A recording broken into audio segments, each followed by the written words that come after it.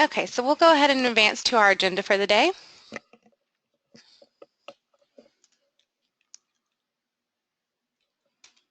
Okay, so we're going to go quickly over this. We'll do a welcome to a few new partners we've had on board within the last couple months, and then I'm going to share a few highlights from our 2015-2016 partner report that's finally come out. We'll go over a few new blog resources, and then just a couple of general reminders for programming. And then we have a few updates and reminders for the transition of the 2017 fiscal year into the 2018 fiscal year. And then I'll share the new schedule for the next call we have in the fall. Okay, so our new satellite partners, we have a few new partners that have onboarded with us since March. So Mission Hospital, which has 2 locations that are running programming, one in Asheville and one in Brevard in Western North Carolina. So they're going to be doing primarily a lot of cooking matters at the store pop-up tours for their diabetes clients. And then we have the Cindy Platt Boys and Girls Club in Brevard, North Carolina as well, running bunches of pop-up tours for their kids and parents, and some in-store tours and programming as well. And then we have Burke County Cooperative Extension in Morganton, who's just joined us in March, and they're running classes and tours as well. And then we have Rowan County Health Department, who's joined us most recently just in May, and they're going to be running Cooking Matters at the store right now in Salisbury, North Carolina. So join me in welcoming these new partners. They may reach out to some of you who are close by if they have questions. I know some of you have already been very helpful, especially in the Western North Carolina area. Thank you to the YMCA of Western for helping onboard some of these partners. All right, so we're going to go ahead and shift into the partner report. So I included a couple snippets from the front page of the report, and then general encapsulation of all the numbers we ran throughout the 2015-2016 reporting period. Now, something you might notice about this report that's different from our past reports is that this spans an 18-month time frame. And that's because during this time frame, Share Our Strengths shifted into a calendar year fiscal year into a July to June fiscal year. So this was kind of the midpoint where they captured 18 months rather than 12. So the numbers for this are going to be a little bit higher because it's a longer time period. But one great thing that I want to point out, our Cooking Matters graduation rate increased from the previous year's report from 65% to this 84% number here. So that's awesome. Thank you all to all of you partners for encouraging attendance with all your participants and helping us reach that high graduation rate. So this is just the general numbers that came out of that report, but I'm going to click on this link and take you to where this document is uploaded on our blog so that you can see the entire report for yourself if you want to take a look at that on your own time. Excuse me. Okay, so if you scroll down on this page, you'll see all of our Cooking Matters annual reports listed here. If you can still see my screen, if you can't, chat into the chat box, but if you can see this web page pulled up, you can see that on our blog we have uploaded the document for the 2015-16 partner report. And as you scroll down, you can see all the different numbers it encapsulates. And something that is unique to this report, as it varies from past reports, is that this report includes all data from all programs. In the past, not all of the data points were captured, only a few that stood out were captured. And so this includes every different question that's asked on your surveys, includes the percent change for each one, and then it goes through every single program that is offered. I don't think in the past we'd included parents classes on this, and now they are. So if you want to take a look at those, feel free. Okay, we'll go ahead and skip to what's new on the blog. So we have a couple new things to share with you. first, there is a great app called U8. We have a blog post about this. I think it's our most recent blog post. If you log onto our blog page on the Satellite blog, this is a useful tool we found to implement, especially in week 1 of Cooking Matters classes. If participants have access to an Apple platform with which to use it, instead of entering in calories and tracking your food that way, it actually has you snap photos of your food as you're eating it, and you can categorize your food as whether or not it's on track with the way you're wanting to be eating a healthy lifestyle, or if it's not quite on track with what your goals are for that class. So you can have participants start that week 1 and carry that out through week 6 of Cooking Matters classes if you're interested. I might take some time to look at the app. I believe it was featured in one of Food and Nutrition magazine, and that's where I think Jill found it to share with all of us. And if you see the little icon in the right-hand corner of the screen, it looks like a piece of fruit with the word 8 on it. That is the icon for the app.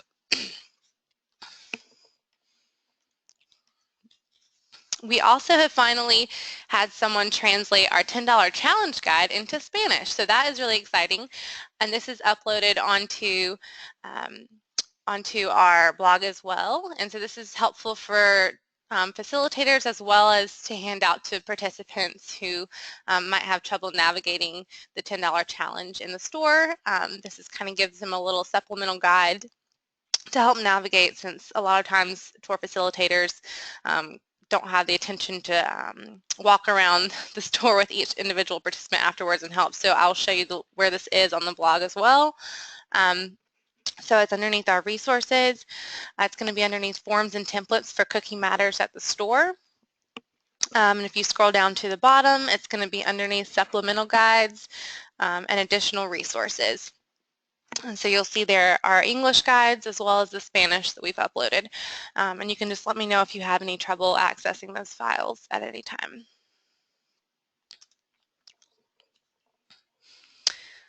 Next, we have a fun interactive partner map. And so we've just recently put this together so that everyone can see where our partners lie across the state. We hope that it'll be helpful for you in navigating, seeing who might be close by in case you want to pool resources and troubleshoot together. Any kind of onboarding questions or specific area questions might be relatable to partners perhaps in a certain living in a certain area near each other. And if you click on this map, we have the link on our blog. I'm just going to click on it and see if it can come up for you guys so we can look at it together up close. You can see there's a little bit of color coding going on here.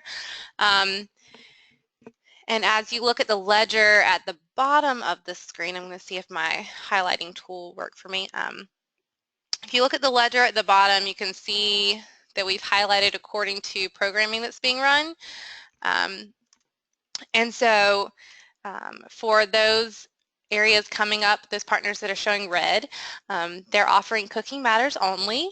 And then Cooking Matters at the store only partners are in purple. And then those who are denoted in teal are those who are running both Cooking Matters and Cooking Matters at the store programming. And then you'll see a couple in yellow, and those are partners who are expected to onboard by the start of the new fiscal year. And we're not quite sure exactly what capacity they'll be signing on for, so that's why they're yellow right now. But feel free to navigate this map, and please let us know if we've entered any incorrect data. As you see, if you scroll over a partner, you can click on the little tab, and it will pop up with the address and the contact, email and phone number. So if any of you also are uncomfortable having your email or phone number on our partner map, please let me know and I'll be happy to change that. But this is so that you all have the resource and access to each other. So let me know if you ever see anything that needs to be changed or updated as you all change, if you ever change phone numbers or email addresses, that kind of thing.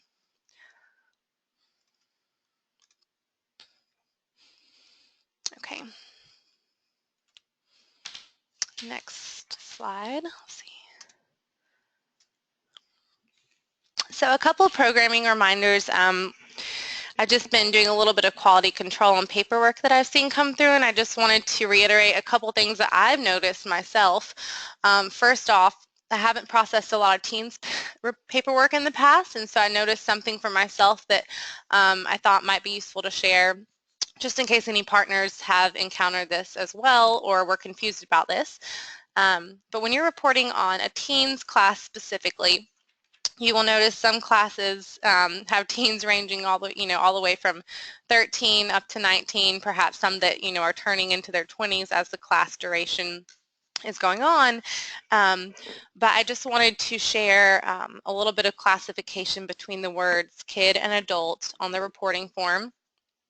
So when you are reporting for a teens class, those who are under 18 at the time the class graduates would be counted as a kid, and those that are 18, 19 when the class graduates or when the class ends would be counted as an adult.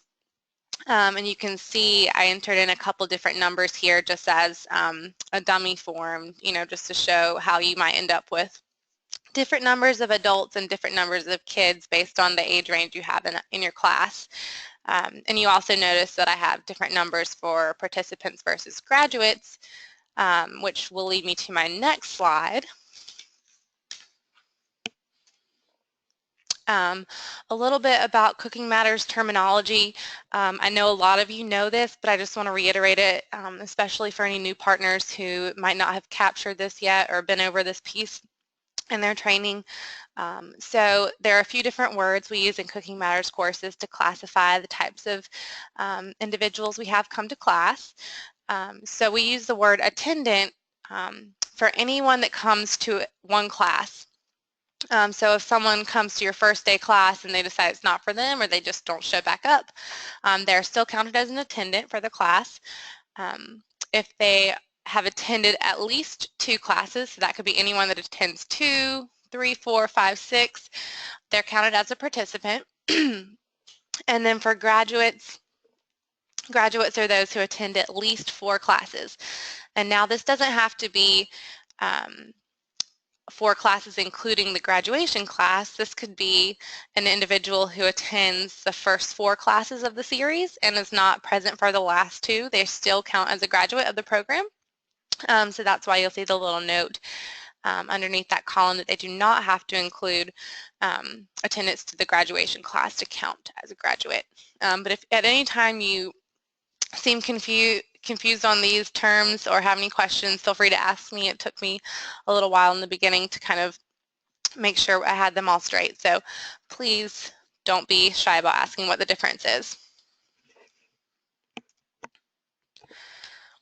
All right, and then we have CMAT's reporting. So for Cooking Matters at the store tours, you all, when you send in your reporting form, you might notice there is a section that asks for the number of mom with kids 0 to 5.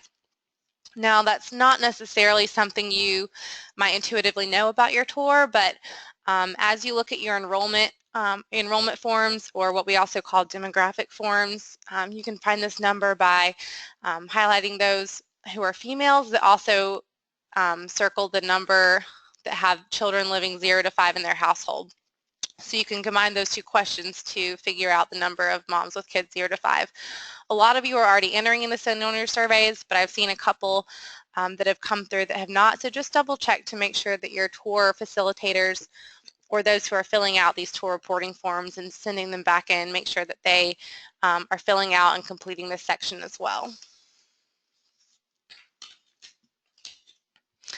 Okay, we're kind of flying through, so we're going to shift into fiscal year transition reminders, and we'll probably get done here a little early. So let's see. Fiscal year 2017 is going to end in 15 days. Excuse me. So for all of you that are closing out all of your courses in June, all of the paperwork from courses ending in June and anything outstanding before June that you have not yet turned in, please return to the Food Shuttle office to me by Friday, July 7th. Now, the close of the fiscal year, this month is going to be kind of fun because it ends on a weekend. We transition on a weekend, and also coming up on Independence Day. A lot of us might be out of office for a couple days over the weekend, maybe for the whole week. So if you could be mindful of holiday schedules and please plan accordingly to make sure all of that information gets to us by Friday, July 7th, that would be wonderful. If you are planning to upload electronic surveys between now and then, please have that done by Friday, July 7th as well, so that we can make sure we get you all your data in time, because Share Our Strength is going to close out all of the numbers from the last fiscal year that weekend. So we want to make sure we have everything in and that you have accurate data from all of your classes and tours. If you have any questions about that, or if you need to send something to me early, or send me a note about something, if you're going to be out of office, please do, and I'll be responding to all of that. And then looking forward to the next fiscal year, we have a reminder that all courses ending on or after July 1st need to be electronically submitted for the courses denoted at the bottom of the screen. So that's for the courses that are going to be electronically submitted in general, so just for Cooking Matters for Adults, Cooking Matters for Parents, and Cooking Matters for Families for those adults attending those courses in the families class.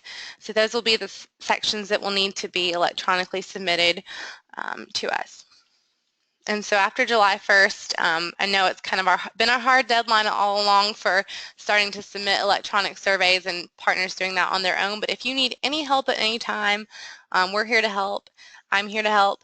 And we have a lot of resources on our blog, but sometimes the blog can seem like an overwhelming pool of resources. So if you ever need some individual help, I'm happy to have a phone call, walk you through it, or just walk you through a separate webinar training, going through the blog and through those resources to make sure all of the electronic survey guidelines are being met and that you feel comfortable implementing those.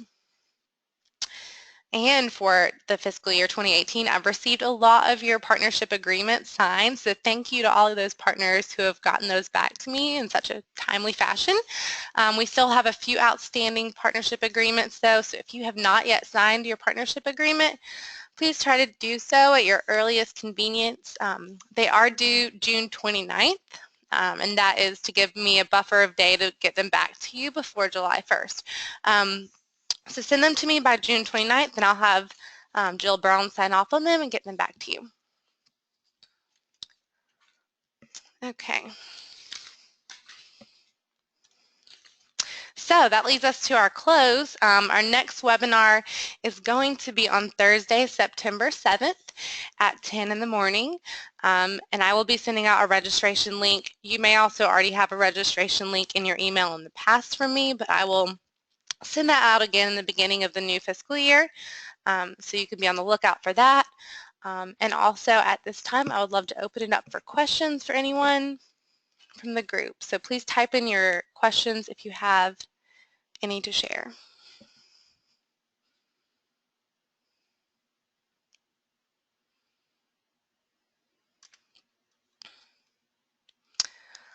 Okay, I'm not seeing any questions coming through, so I'm going to assume that no one has questions, but if you do have a question after that we end this webinar, please feel free to shoot me an email. And I know some of you have emailed me this past week while I was out, so I'll be getting back to all of those emails soon. If you have something urgent that I haven't responded to yet, please feel free to shoot me an extra email to make sure I'm on top of it. But I thank you for your patience while I was out of office. And thank you so much for joining us today. This webinar will be recorded and will be posted on our blog within the next week or so, so you can check back or have other staff members watch if they had to miss it. Thank you so much.